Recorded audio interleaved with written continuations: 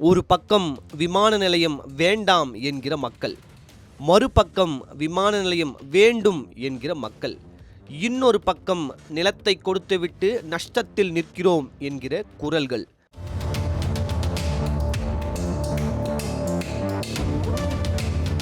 கண்ணா, ஃபேனை போடுப்பா. Switch on the fan.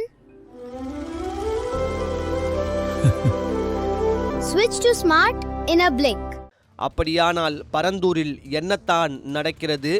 தாவேகா அரசால் விமான நிலைய திட்டம் கைவிடப்பட்டதாக அறிவிக்கப்பட்ட நிலையில் அங்கு இப்போது புது பிரச்சனை வெடித்திருக்கிறது. பரந்தூர் விமான நிலைய திட்டத்தை எதிர்த்து பல ஆண்டுகளாக போராடிய மக்களுக்கு தாவேகா அரசு எடுத்த முடிவு ஒருபுறம் நிம்மதியை கொடுத்திருக்கிறது. ஆனால் அதே பரந்தூரில் திட்டத்திற்காக நிலம் வழங்கிய சிலருக்கு இந்த முடிவு அதிர்ச்சியை ஏற்படுத்தியிருக்கிறது. விமான நிலையம் வந்தால் வேலைவாய்ப்பு வளரும், தொழில் வளரும், சாலை வசதிகள் பெருகும், நிலத்தின் மதிப்பு உயரும் என்ற ஏகப்பட்ட எதிர்பார்ப்புகள் நிலவி வந்த நிலையில் இப்போது திட்டமே இல்லை என்ற அறிவிப்பு வெளியாகியிருப்பது அதிர்ச்சியை ஏற்படுத்தியிருக்கிறது. இதனால் நாங்கள் கொடுத்த நிலத்தின் நிலை என்ன என்ற கேள்வி எழுந்திருக்கிறது. விமான நிலையத்திற்காக ஏற்கனவே சில நிலங்கள் கையகப்படுத்தப்பட்டுள்ளன. உரிய இழப்பீடும் வழங்கப்பட்டிருக்கிறது. இப்போது திட்டம் கைவிடப்பட்டுள்ள நிலையில் அந்த நிலங்களை அரசு என்ன செய்ய போகிறது? இதுதான் அடுத்த பெரிய கேள்வி. இதற்கிடையே பரந்தூர் மற்றும் சுற்றுவட்டார கிராமங்களில் இன்னொரு வித்தியாசமான கோரிக்கையும் ஒலிக்கத் தொடங்கியிருக்கிறது.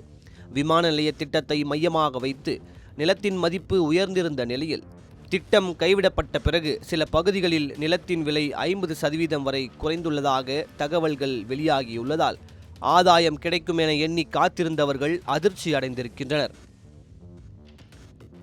இதனால் விமான நிலையத்தை எதிர்பார்த்து நிலம் வாங்கியவர்கள் மட்டுமல்லாமல் நிலத்தை விற்றவர்களும் குழப்பத்தில் இருக்கிறார்கள்.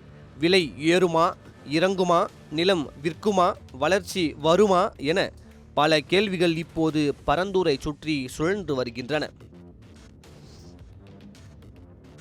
விமான நிலையம் மட்டுமல்ல, அதை சுற்றி திட்டமிடப்பட்டிருந்த சாலை வசதிகள், மெட்ரோ ரயில், தொழில் வளர்ச்சி உள்ளிட்ட பல உட்கட்டமைப்பு திட்டங்களுக்கும் இப்போது எதிர்காலம் என்ன என்ற கேள்வி வலுத்திருக்கிறது.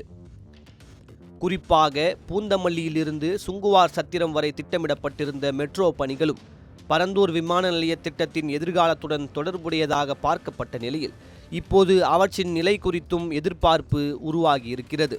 பரந்தூர் விமான நிலைய திட்டத்தை கைவிடுவது மட்டுமல்லாமல் கையகப்படுத்தப்பட்ட நிலங்களின் பயன்பாடு, நிலம் வழங்கிய மக்களின் எதிர்காலம், வேலைவாய்ப்பு, தொழில் வளர்ச்சி, சாலை மற்றும் மெட்ரோ திட்டங்கள் குறித்து தாவேகா அரசு தெளிவான அடுத்த கட்ட திட்டத்தை அறிவிக்க வேண்டும் என்ற கோரிக்கையும் தற்போது வலுத்து வருகிறது. என்ன நடக்கப் போகிறது? பொறுத்திருந்து பார்க்கலாம்.